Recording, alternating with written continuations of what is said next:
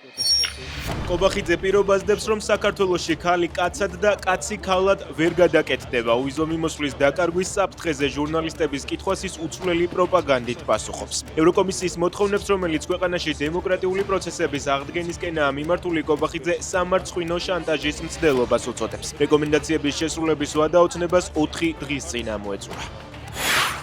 მაიკლ ჯექსონი ცოცხალი რომ იყოს ტრილერს ალბათ მათი ჩართულობით თავიდან გადაიღებდა, არც გრიმი დასჭირდებოდა, არც ვიზაჟისტები, არც კოსტუმები, ამბობს კალაძე მოქალაქეებზე, რომლებიც სასამართლოს მიერ გამოტანილი განაჩენების გასაპროტესტებლად მელიქიშვილზე მისი საარჩევნო შტაბის გახსნის პარალელურად შეიკრიბნენ.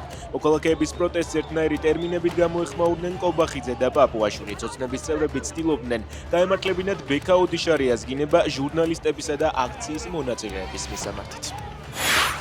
გიორგი ჩიკვაიძე ციხიდან FSB-ს ფაილებს აქვეყნებს, რომელშიც მისი თქმით FBI-ს მაღალჩინოსნებია დამუშავებული, შემდეგ კი ფაილები საქართველოშია გადმოცემული საბოლოო გეგმის შესასრულებლად. ჩიკვაიძე წერს, რომ ამაში კოლ-ცენტრები მონაწილეობდნენ.